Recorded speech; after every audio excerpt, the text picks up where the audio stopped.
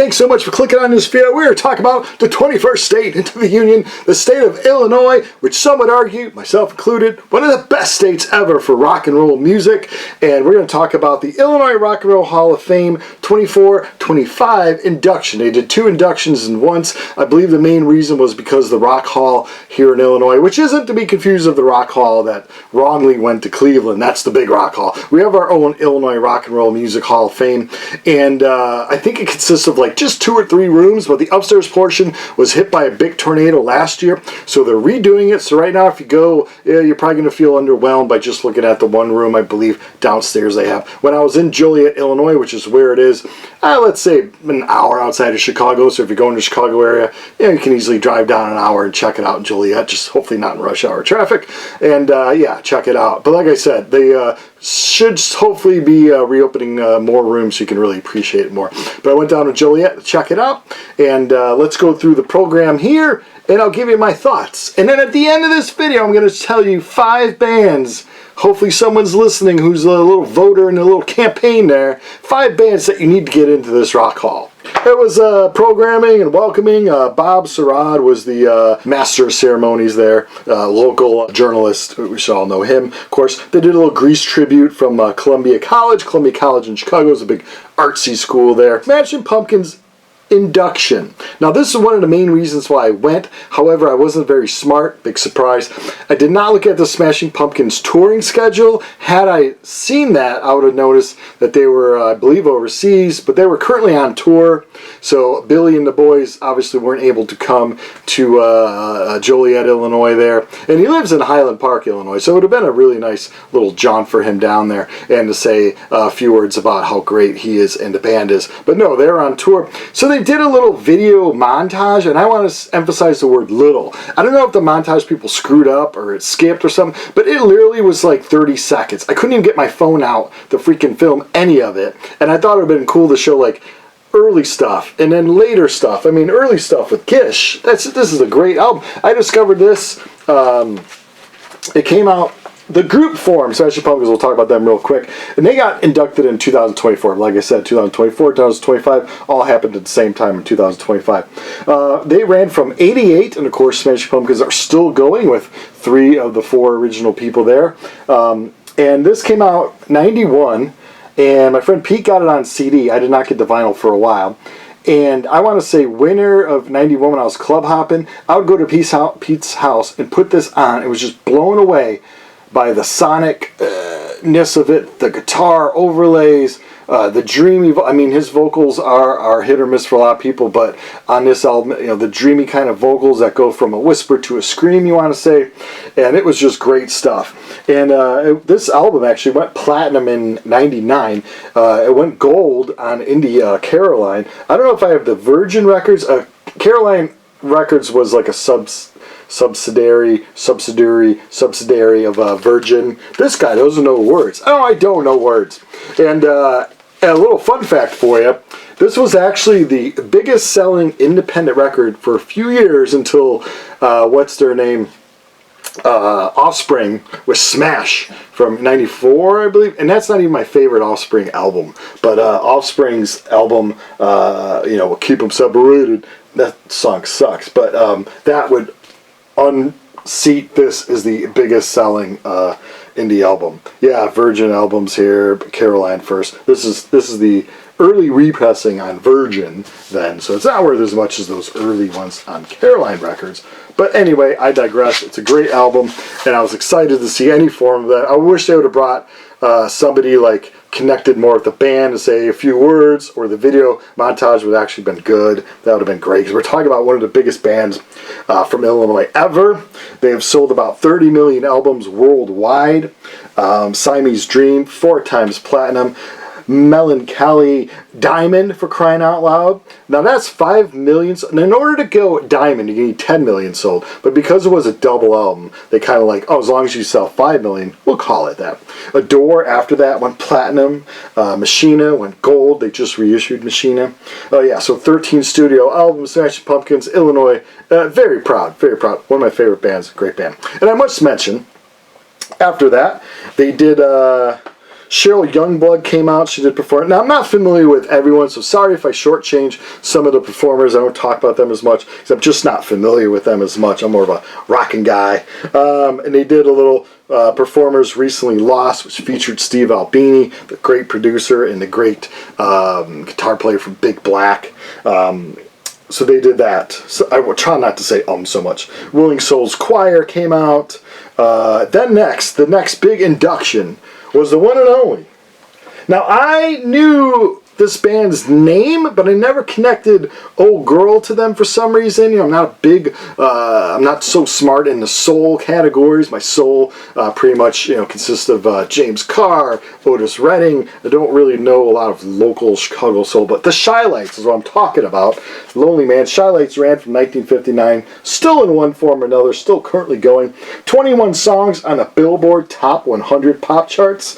83-year-old Marshall Thompson was out there with them, one of the OGs. 18 studio albums. The big songs you will know if you're from Illinois or not, from Chi-Town or not.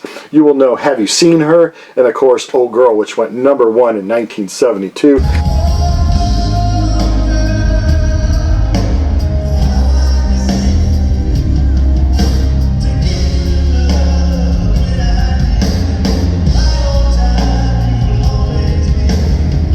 I got the repressing of A Lonely Man, which features Old Girl on it. These are the Shy-Lights. So yeah, it was great to see yet another great Chicago band getting in there. It was a cool performance. Then they inducted Steve Goodman. This first part went a lot longer, I think, than they thought they were going to go longer. Yeah, because that first part went way long. Your butt was getting sore in the seat. It was just kind of like, I don't want to dig at them because it's a great thing they're trying to do, promote Illinois music. And of course, the Hall of Fame was started, in 2021. They brought in bands like REO Speedwagon, which is weird because growing up, I always knew REO was from like the Midwest, but never knew they were actually a Chicago area band. Ides of March, Cheap Trick, of course, Rockford band, but we claim them in Chicago. Muddy Waters, the Buckingham, Chicago got in 2021. Chess Records, LS radio station, and for club, Thirsty Whale, which is, if you know the heavy metal scene of the 80s of suburban Chicago, you know the Thirsty Whale. 2022, they did Dan Fogelberg, Chuck Berry, Sam Cooke, Styx, of course. XRT was the radio station, and some other things there. 2023, they did Earth, Wind, and Fire. Crazy Alligator Records, Nat King Cole. Where's my little signed picture of Nat King Cole? My grandfather used to work at Chicago Theater. Used to meet all the people like Dean Martin, Bob Hope. I never met my grandfather, but these are people that he met. Nat King Cole signed that. Miles Davis, John Prime, and of course LUP radio station, The Loop. 2024 and 2025 are the people that we're going through right now. So yeah, he had a little intermission, stretched his legs out, and boom, and then they go. And they lost the host of it all. Bob Surratt's like, I gotta go. I got stuff to do, man. Can't be here all day. So they did a performance of Susie Boggess, a country artist from Illinois that I was not too familiar with at all. And then Richard Marx comes out. Now, Richard Marx, unbeknownst to me, is married to MTV alumni Daisy Fuentes, who hasn't aged a bit. She introduced her husband, Richard Marx. Richard Marx, he's like the Kenny G, Michael Bolton, where like, cool kids like me are like, we don't like that stuff. It's too wimpy. But then, like, when you're alone, you're like, hell yeah, I'm singing along to Hold On to the Night, 1988. Right Here Waiting, 89. Love those sappy ballads. Love it. Over 30 million records sold worldwide. He's written songs for Vixen and other artists. Crazy amount of hits. The guy's a hit machine. And unfortunately, when he played, he did this song. That's a promise.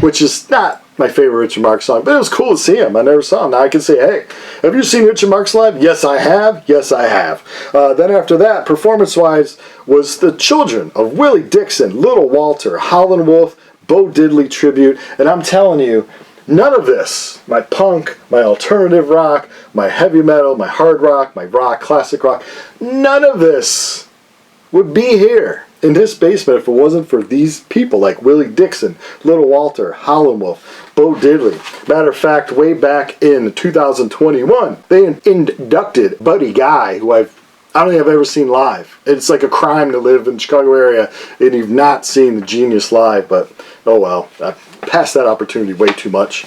Stupid on me, but yeah, Willie Dixon, Little Walter, Howlin' Wolf, and Bo Diddley. The kids were there. Oh, should also mention, also in 2021, Mr. Muddy Waters got inducted. Holy cow. Mr. Muddy Waters. I just got this record from one of my older brothers too. Wanted to plug that there. But yeah, so these kids were there. They all have like blues foundations and stuff they've set up.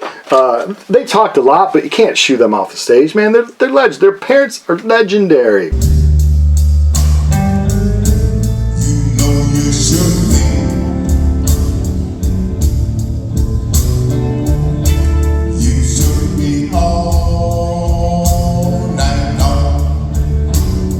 To their point, they had 2024 and 2025 to try to get in there and everyone talk, and hurry up and stuff like that. So it was understandable. So it was a nice, cool thing of blues. One of the harmonica players, the harmonica player playing with them is Billy Branch.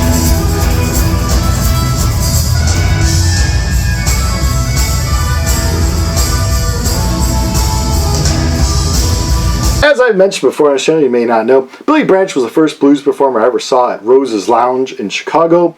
I was brought there with my older brother, kind of snuck me in before I was 21, went to the lounge, was blown away by the harmonica skills of Billy Branch. He was playing under Billy Branch and the Sons of Blues. He's played with a lot of the top blues artists. An amazing harmonica player that should be in the Hall of Fame. So Illinois, you had him there performing.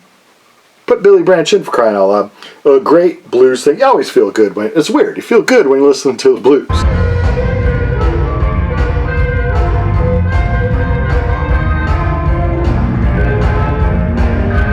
After that, and they had on the door before you got there, be aware that Disturbed is not playing. I don't know if because they wanted to do their big pyrotechnic show. They probably could have did Sound of Silence unplugged.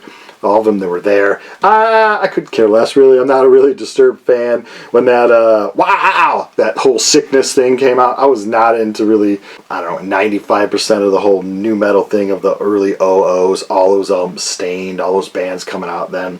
I thought it was just bland and easily forgettable. But hey, what do I know? Disturbed started in the Chicago area mid-90s.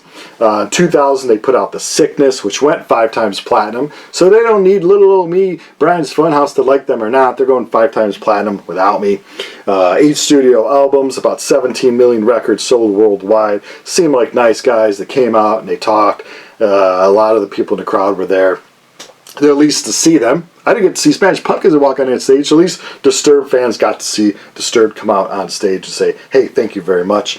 Next was interesting, a band, Head East. I don't know if growing up, I don't think I ever associated, I knew the song from Head East, their big hit, but I never knew Head East was like a Chicago area band.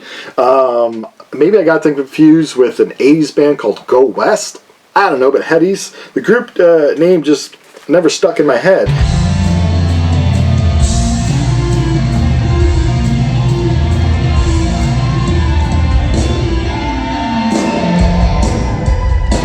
So yeah, Head East is a rock band.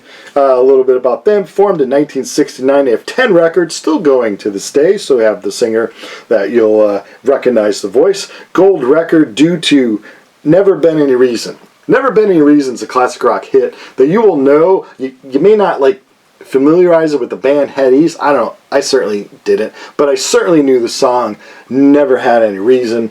It's a great tune. This is what the guys look like. This is a repressing of this, reissue of this. Head East, Flat as a Pancake. That's their debut. And like I said, it went gold, so good on them.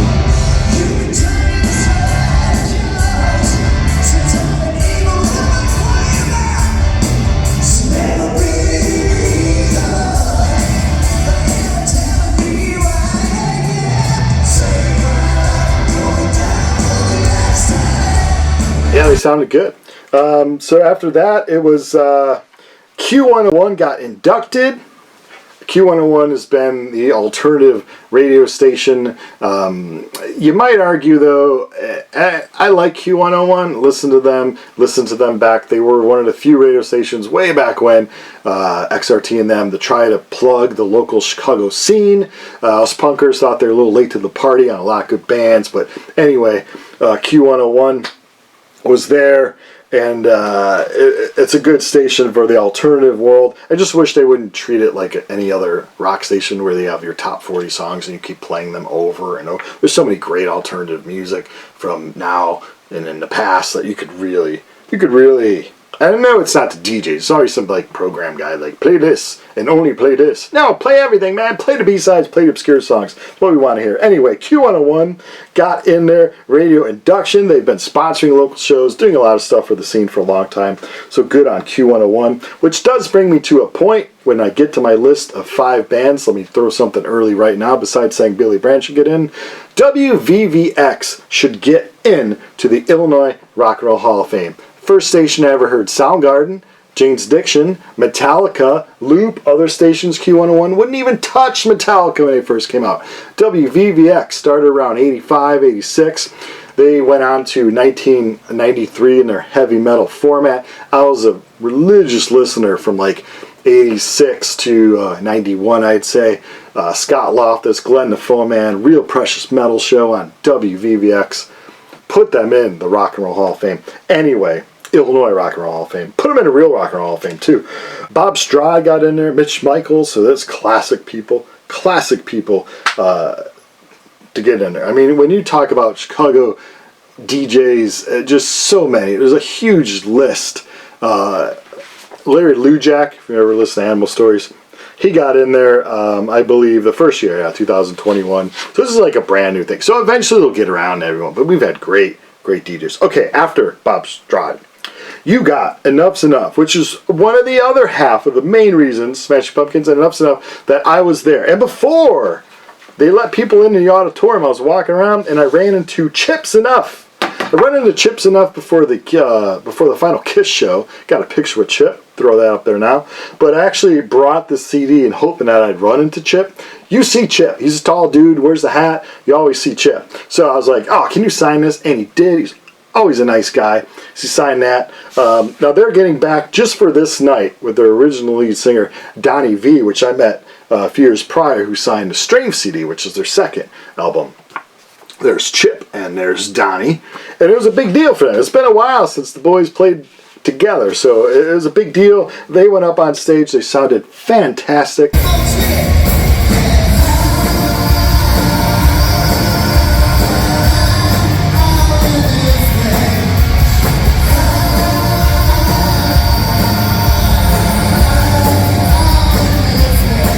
Let's just talk a little bit about Enuff+. Formed in 84, used to play the Thirsty Whale all the time.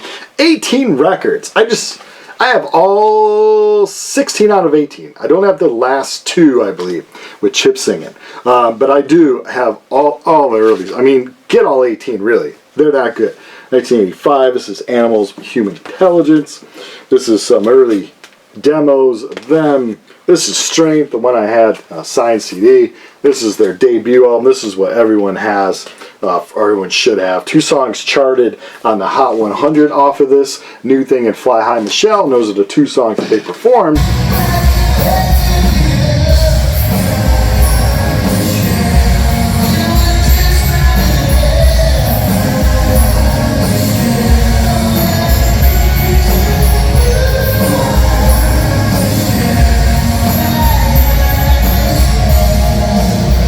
And like I said, this original singer got back with them, Donnie V. Now this came out in 2019. This is an amazing record. Be on the lookout for it. You can purchase the CD or stream it. It's called Beautiful Things. He is one talented dude, man. This is a great record. So when you're talking about Enuff+, you still want to plug that singer, Donnie V. Great stuff there. So that was it. That was it for the performance. Ended with the Z'nuff+. It was like, what, 2 a.m. it felt like? I think it was like 5 hours. Seriously, I think it was like 5 hours, which probably they wanted to go like 2.5. So here's my 5 artists that should get in. Now remember, Billy Branch already should be in there. WVVX already be in there. But these are 5 starting now that should get in there, so please pay attention. I mean, WNUR eventually should get in there. WZRD eventually should get in there. Those are 2 college stations there. Just great history with them. All right, here we go. Number 5, the Effigies. From 1980 to the present. Of course, they lost singer John Kesey a few years ago. They have 5 records. All 5 are great. This is kind of a compilation off of the first one and some EPs. But they are Effigies, and we talk about Chicago punk. Now, you're not going to say, like, oh, that one went gold or platinum. No, they didn't sell that much. But we're talking about punk rock in Chicago, one of the first punk rock bands, not the first, but one of the Effigies coming out there in the early 80s, saying this is the music we're playing, and boom, come on, put them in there, show a little bit more pride for the punk rock side of Chicago, please. All right, number 4, this band was from Texas, but then they relocated to Chicago. Relocated to Chicago. I like to pronounce it that way. In 89-ish, they put out 7 records. They went to a major label for a while. They're more or less known for their time they spent on Touch and Go, of course. Talking about the Jesus Lizard, David Yow, probably one of the best frontmen of rock and roll you will ever see. Does he have a nice soothing voice? No, he's like a cat in a blender voice, but it's perfect for the music, the crazy, I guess you'd call it experimental rock kind. To me, it's got foundation. A lot of the crazy experimental rock, you're like, what am I trying to grasp here? What's going on? Jesus Lizard has enough foundation in their songs that you're going to love it. And a guitar tone, the drummers they've had, amazing. So this is Liar. Like I said, they have, Jesus Lizard has 7 albums out. All 7 are well worth a listen to. If you've never heard of them, I'd say start with this one. Start with Liar. Great stuff. Jesus Lizard, for sure. Put them in there. Put them in there. Number 3. The band formed in 1985 sadly came to an end in 1996 when their singer Jim Ellison committed suicide, sadly. Their debut sold about 200,000 records. We all thought, even though when this came out in 91, the music scene wasn't really grasping like pop rock and really catchy power pop at the time, but we thought maybe they would break through. Sadly, they never broke through in a big way. 4 albums out, 3 released when Jim was with us and 1 after he had passed. Talking about Material Issue. This is their debut, International Pop Overthrow. They have an International Pop Music Fest named after this band. These guys are just amazing. Amazing pop rock stuff. You like your Cheap Trick, you like your Knack, you like any power pop stuff. This is what you need to get, man. What a great band. And eventually, I have faith, eventually they will be in that Illinois Rock and Roll Hall of Fame. Number 2, again, a band I'm not, oh, they didn't sell 1 million. Who cares? We're talking about punk, and we're talking about how influential they were. Name me a Chicago punk band from 1990 on that won't list these guys as, oh yeah, that's one of the reasons why I'm doing it. Naked Raygun. Probably, hands down, I would say the most influential Chicago punk band of all time. They reached so many people. Their shows were epic. They just played probably what was their last show, an after party at Riot Fest in September 2025. They formed 80 till now, 6 records in that time period. Naked Raygun, come on. The song Treason alone, if you've never heard them, I don't know how you've never heard them, stream the song Treason, and you'll get a good picture of how powerful this band is. Meat potatoes guitar, as they say, just crunchy stuff. Great band. Sadly, we lost Pierre Kedzie, brother of John Kedzie, who sang for the Effigies. We lost him not too long ago.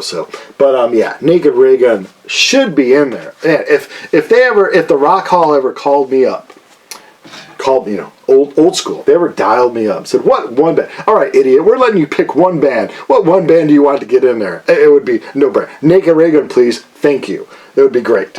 Last but not least, I don't know how this band, maybe next year they're going to get in. They should have been in 2021, in my opinion. They should have been in there well before Disturbed, before Smashing Pumpkins even. Talking about Ministry, a band with 16 records out. Psalm 69 went platinum. 16 million plus records sold worldwide. They were from the 80s until now. Of course, they went from the pop synth Al Jorgensen doing that until he was like, I'm crazy. And then it was like thrash industrial stuff from that point after he went pop until now. I think they're going to put out one more album, they said, one more tour, and that's it. I saw them this year, and they were fantastic. Ministry, like I said, this is the big one, Psalm 69. When did this one come out? 92. And saw them on Lollapalooza on this tour, and it was fantastic. But yeah, Ministry. I mean, eventually they'll get in, but tell me, please tell me that 2026 they're getting it in. And if you need someone to nominate or introduce them as they come out on stage, I'm offering that service. Free of charge. Free of charge. Alright, so there's my 5 bands that should get in. Yeah, even if you're not from Illinois and you want to make a weekend of it, if you know that they're going to do this, I don't know if it's going to be every September or every spring or summertime, but the Illinois Rock and Roll Hall of Fame induction ceremony, I would for sure say go check it out. Next year will probably run a lot smoother because they'll just do, obviously, 2026. But yeah, Illinois Rock and Roll, there you go.